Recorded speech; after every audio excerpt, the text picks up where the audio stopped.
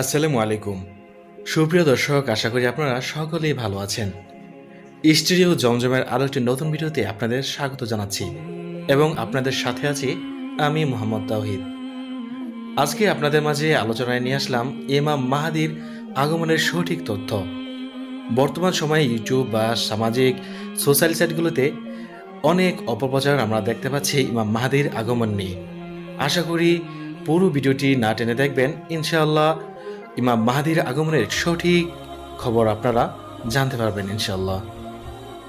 গত বেশ কয়েক বছর থেকে ইমাম মাহাদির আগমন নিয়ে মুখরোচক বেশ কিছু সংবাদ এবং ভিডিও অনলাইন ও সোশ্যাল মাধ্যমগুলোতে ভাইরাল হচ্ছে। সেই সব পোস্টে ইমাম মাহাদির আগমন নিয়ে দেওয়া হচ্ছে বিভিন্ন রকম তথ্য। কেউ কেউ আবার নির্দিষ্ট করে কখন তার আগমন ঘটবে সেই দিনক্ষণও বলে দিচ্ছে।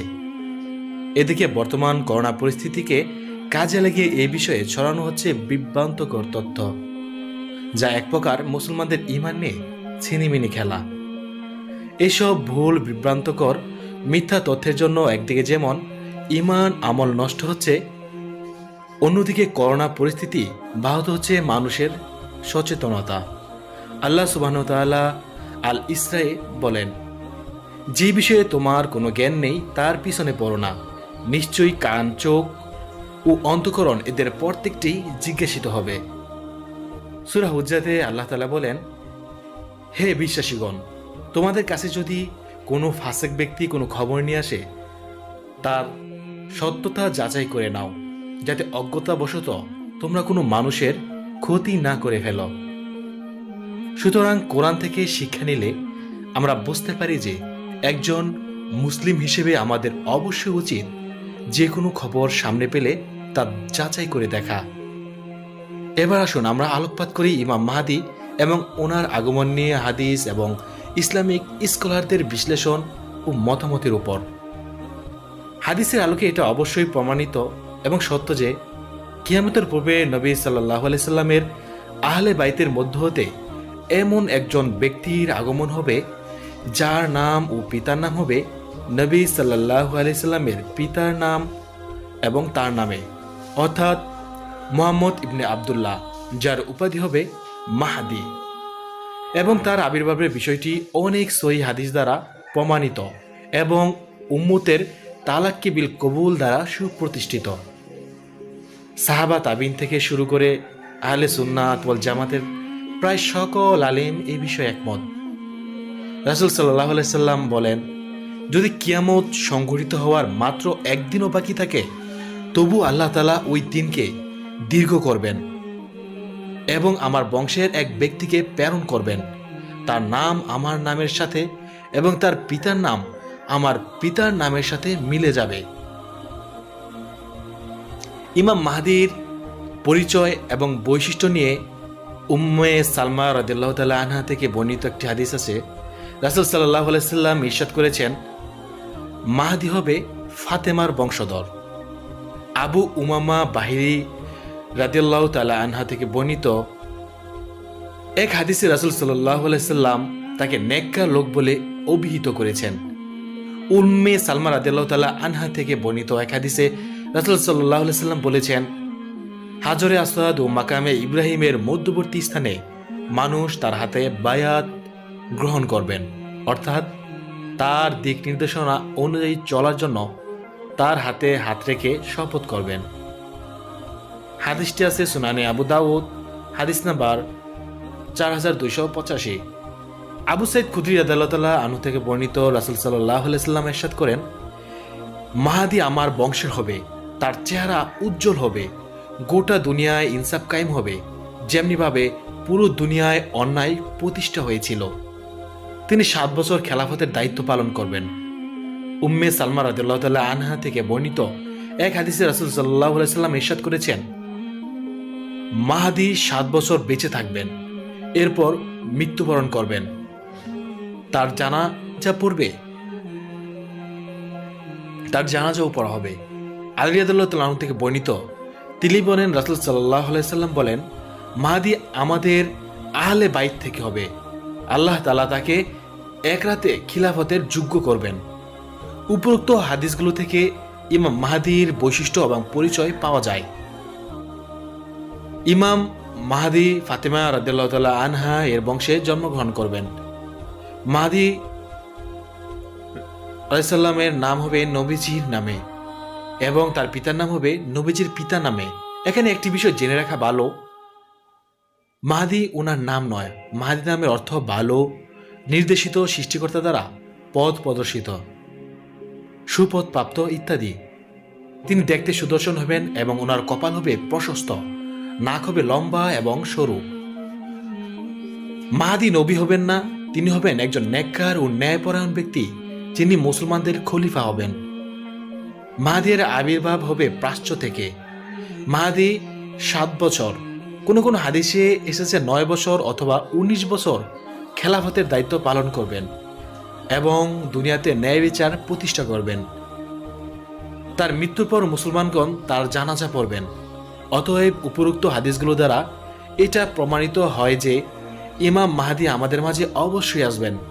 তবে যে বিষয়টি নিয়ে আমাদের মাঝে মতভেদ এবং বিভ্রান্তি, তা হলো ইমাম মাহদি কবে আসবেন। তিনি কি ইতিমধ্যে চলে এসেছেন বা তার আসার লক্ষণগুলো কি? ইমাম মাহদি কি এসেছেন নাকি আসবে অথবা কবে আসবে? যদিও ইমাম মাহদির আগমনের নির্দিষ্ট কোনো দিনক্ষণ কোথাও উল্লেখ করা নেই, তবে বেশ কিছু হাদিস পর্যালোচনা করলে আমরা জানতে পারব উনার আগমনের বেশ কিছু আলামত পূর্বে পরিলক্ষিত হবে। তবে সব থেকে গুরুত্বপূর্ণ বিষয় হলো উনার আগমন হলো কিয়ামতের পূর্বের বড় একটি আলামত। উনার আগমনের মধ্য দিয়ে পুরো বিশ্ব জুড়ে ইসলাম পুনরায় সগৌরবে প্রতিষ্ঠিত হবে। যেহেতু ইমাম মাহদির আগমন এবং কিয়ামত ঘনিয়ে আসার মাঝে একটি সম্পর্ক রয়েছে, সেহেতু কিয়ামতের বেশ কিছু আলামত ওনার আবির্ভাবের বার্তা প্রদান করে। আমরা সকল মুসলিম নরনারী এটা জানি এবং মনে প্রাণে বিশ্বাস করি যে হযরত মুহাম্মদ সাল্লাল্লাহু আলাইহি সাল্লাম আল্লাহর প্রেরিত শেষ নবী এবং তারপর আর কোনো নবী এই পৃথিবীতে আসবে না। সাহাবায়ে কেরামগণ বিভিন্ন সময়ে নবীজির কাছে জানতে চেয়েছিলেন কিয়ামত কবে হবে। এই বিষয়ে নবীজি বলতেন, কিয়ামতের বিষয়টি একটি গায়বী বিষয়। আল্লাহ তাআলা ব্যতীত অন্য কেউ কিয়ামতের নির্দিষ্ট সময় সম্পর্কে অবগত নয়। আল্লাহ তাআলা বলেন, তারা আপনাকে জিজ্ঞাসা করছে যে কিয়ামত কবে প্রতিষ্ঠিত হবে। আপনি বলে দিন যে এই বিষয়ে আমার প্রতিপালকই জ্ঞানের অধিকারী, সুতরাং তিনি কিয়ামতের নির্দিষ্ট সময়ে প্রকাশ করবেন। আকাশ রাজ্যে ও পৃথিবীতে তা হবে একটি ভয়াবহ ঘটনা। তোমাদের উপর তা হঠাৎ করেই চলে আসবে, এমনভাবে ওরা আপনাকে প্রশ্ন করেছে যে আপনি যেন এই বিষয়ে সবিশেষ অবগত। অর্থাৎ তারা এটা মনে করে যে আপনাকে প্রশ্ন করেছে যে আপনি কিয়ামত সম্পর্কে পূর্ণ অবগত আছেন, অথচ এ বিষয়ে আপনার কোনো জ্ঞান নেই। আপনি বলে দিন যে এই সম্পর্কে জ্ঞান একমাত্র আল্লাহর কাছেই রয়েছে, কিন্তু অধিকাংশ লোকই এ সম্পর্কে কোনো জ্ঞান রাখে না। সূরা আরাফ 187 নম্বর আয়াতে আল্লাহ এই কথাগুলো বলেছেন। অতএব আল্লাহ কিয়ামতের সঠিক সময় কাউকে অবগত করেননি। উদ্দেশ্য হলো মানুষ যাতে সবসময় সতর্ক থাকে, পরকালের জন্য পূর্ণ প্রস্তুতি গ্রহণ করে এবং সর্বদা সৎ কাজে লিপ্ত থাকে। ঠিক তেমনি ইমাম মাহদির আগমনের বিষয়টিও নির্দিষ্ট করে দেয়নি। তিনি কবে আসবেন এটি আল্লাহ তাআলা ছাড়া আর কেউ বলতে পারবেন না। যদি কেউ জোর দিয়ে নির্দিষ্ট করে বলেন ইমাম মাহদি এই দিনে বা এই সময় আগমন করবে, তবে বিষয়টি এমন দাঁড়ায় তিনি নবীজির থেকেও বেশি জ্ঞান রাখেন। আস্তাগফিরুল্লাহ ওয়া আতুবু ইলাইহি। এই বিষয়ে বড় বড় ইসলামিক স্কলার যেমন ডাক্তার জাকির নায়েক, মিজানুর রহমান আজহারী সহ অনেকেই বিভিন্ন জন প্রশ্ন করেছিলেন ইমাম মাহদি কবে আসবেন। উত্তরে তারা নির্দিষ্ট করে কোনো দিনক্ষণ বলেননি। তিনি অবশ্যই আসবেন, তবে কবে সেটা নির্দিষ্ট করে বলা সম্ভব নয়, কেবল আল্লাহ তাআলাই ভালো জানেন। তবে যে কারণে বর্তমানে ইমাম মাহদির আগমনের বিষয়টি নিয়ে জনমনে বেশি কৌতূহল এবং অনেকেই মনে করছেন তার আগমন খুবই সন্নিকটে। তার কারণগুলো হলো সামাজিক মূল্যবোধের অবক্ষয়, মুসলমানদের উপর নির্যাতন বৃদ্ধি পাওয়া, সমাজে অশ্লীলতা বেবিচার বেড়ে যাওয়া, খুনাখুনি যুদ্ধবিগ্রহ বেড়ে যাওয়া সহ বিভিন্ন রোগের প্রকোপ বেড়ে যাওয়া। এগুলো থেকে মানুষের মনে কৌতূহল তৈরি হচ্ছে, আসলে কি ইমাম মাহদি এসে পড়েছেন কিছুদিনের ভিতরে? তাহলে চলুন আলোচনা করা যাক ওনার আগমনের আলামত সমূহ। নবী সাল্লাল্লাহু আলাইহি সাল্লাম বলেন, তোমাদের গুপ্তধনের নিকট 3 জন লোক ঝগড়া করবে, প্রত্যেকে হবে খলিফার পুত্র, কেউ তা দখল করতে পারবে না। অতঃপর পূর্বর দিক থেকে কালো পতাকাধারী একদল সৈনিক আসবে, তারা ব্যাপক হত্যাকাণ্ড চালাবে। হাদিসের বর্ণাকারী বলেন, এরপর নবী সাল্লাল্লাহু আলাইহি সাল্লাম এমন কিছু বিষয়ে বর্ণনা করলেন যা আমি স্মরণ রাখতে পারিনি। তোমরা যখন তাদেরকে দেখতে পাবে তখন তাদের নেতার হাতে বায়াত করবে, যদিও বরফের উপর দিয়ে হামাগুড়ি দিয়েও উপস্থিত হতে হয়, কেননা তিনি হলেন আল্লাহর খলিফা মাহাদি। আল্লাহর খলিফা কথাটি ব্যতীত হাদিসের বাকি অংশ সহি। অনেকেই এই মতটি আসলে দিয়েছেন। আবু সাইদ খুদরি রাদিয়াল্লাহু তাআলা আনহু হতে বর্ণিত, রাসূল সাল্লাল্লাহু আলাইহি সাল্লাম বলেন, আমি তোমাদেরকে মাহাদি আগমন সম্পর্কে সুসংবাদ দিচ্ছি। মানুষেরা যখন মতবিরোধে লিপ্ত হবে তখন তিনি প্রেরিত হবেন। পৃথিবী হতে জুলুম নির্যাতন দূর করতে ন্যায় ইনসাফ দ্বারা তা ভরে দিবেন। আসমান জমিনের সকল অধিবাসী তার উপর সন্তুষ্ট হবেন। উম্মে সালমা রাদিয়াল্লাহু তাআলা আনহা বলেন, নবী সাল্লাল্লাহু আলাইহি সাল্লাম বলেছেন, কাবা ঘরের পাশে একজন লোক আশ্রয় নেবে, তার বিরুদ্ধে একদল সৈনিক প্রেরণ করা হবে। সৈন্যরা যখন বায়দা নামক স্থানে পৌঁছবে তখন জমিন তাদেরকে গ্রাস করে ফেলবে। উম্মে সালমা বলেন, আমি রাসূল সাল্লাল্লাহু আলাইহি সাল্লামকে জিজ্ঞেস করলাম, অপছন্দ সত্ত্বেও যারা তাদের সাথে যাবে তাদের কি অবস্থা হবে? উত্তর নবী সাল্লাল্লাহু আলাইহি সাল্লাম বললেন, তাকে সহ জমিন দোষে যাবে, তবে কিয়ামতের দিন সে আপন নিয়তের উপর পুনরাবৃত্ত হবে। সুনানে আবু দাউদ শরীফে ভাষ্যকার আল্লামা শামসুল হক আজিমাবাদী রহমতুল্লাহ আলাইহি বলেন, সর্বযুগের সকল মুসলমানদের মাঝে এ কথা অতি প্রসিদ্ধ যে আখিরি জমানায় নবী সাল্লাল্লাহু আলাইহি সাল্লামের বংশধর হতে একজন সৎ লোকের আগমন ঘটবে। তিনি এই দিনকে শক্তিশালী করবেন, ন্যায় বিচার প্রতিষ্ঠা করবেন, মুসলমানগণ তার অনুসরণ করবে, সমস্ত ইসলামী রাজ্যের উপর তার আধিপত্য বিস্তার হবে, তার নাম হবে মাহাদি। তার আগমনের পরেই সহিহ হাদিসে বর্ণিত কিয়ামতের অন্যান্য বড় আলামতগুলো প্রকাশিত হবে। তার জামানাতেই ঈসা আলাইহিস সালাম আগমন করবেন এবং দাজ্জালকে হত্যা করবেন। এ ব্যাপারে মাহাদিও তাকে সহযোগিতা করবেন। উপরের আলোচনা থেকে আমরা জানতে পারলাম ইমাম মাহাদি আগমনের বিশ্বাস স্থাপন করা ওয়াজিব, কারণ তার আগমনের ব্যাপারে অনেক সহিহ হাদিস বর্ণিত হয়েছে। মাকামে ইব্রাহিম এবং রুকনে ইয়ামানির মধ্যবর্তী স্থানে মুসলমানগণ তার হাতে বায়াত করবে। তাকে হত্যা করার জন্য সিরিয়া থেকে একদল সৈন্য প্রেরণ করা হবে। সৈন্যদলটি যখন মক্কার পথে বাইদা নামক স্থানে পৌঁছবে তখন ভূমিধসে সকল সৈন্য হালাক হয়ে যাবে। আল্লাহ তাআলা ইমাম মাহদিকে এভাবে তার শত্রুদের হাত থেকে হেফাজত করবেন।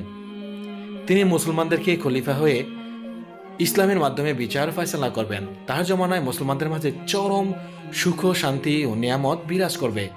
অতঃপর তিনি দামেস্কের মসজিদে ফজরের নামাজের সময় ঈসা আলাইহিস সালামের সাথে সাক্ষাৎ করবেন। প্রথমে তিনি ঈসা আলাইহিস সালামকে নামাজের ইমামতি করার জন্য অনুরোধ জানাবেন, কিন্তু তিনি তা প্রত্যাখ্যান করলে স্বয়ং ইমাম মাহদি ইমামতি করবেন।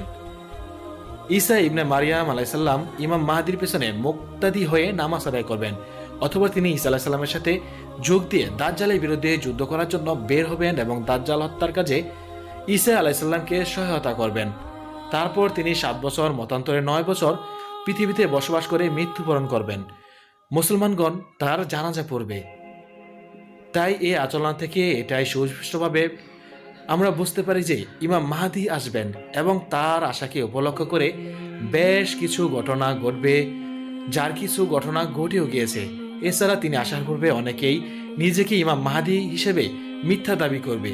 তার মানে এই নয় যে তিনি এই মাসে বা এই মাসের সামনে বা এই বছরই আসবেন। এটা নিশ্চিত করে এক আল্লাহ তাআলা ছাড়া কেউ ভালো বলতে পারবে না। অতএব সোশ্যাল মিডিয়া অথবা অনলাইনে যারা দিনক্ষণ নির্ধারণ করে ইমাম মাহদি আসার বিষয়ে প্রচারণা চালাচ্ছে, তারা মূলত তাদের নির্দিষ্ট কোনো স্বার্থ হাসিলের জন্য এটি করছে, অথবা ইসলামের শত্রুরা এসব ছড়িয়ে দিয়ে আপনার ঈমানকে দুর্বল করার চেষ্টা করছে। আল্লাহ তাআলা আমাদের সবাইকে প্রকৃত ইসলামের ছায়া এবং সত্যের পথে জীবন পরিচালনা করার তৌফিক দান করুক।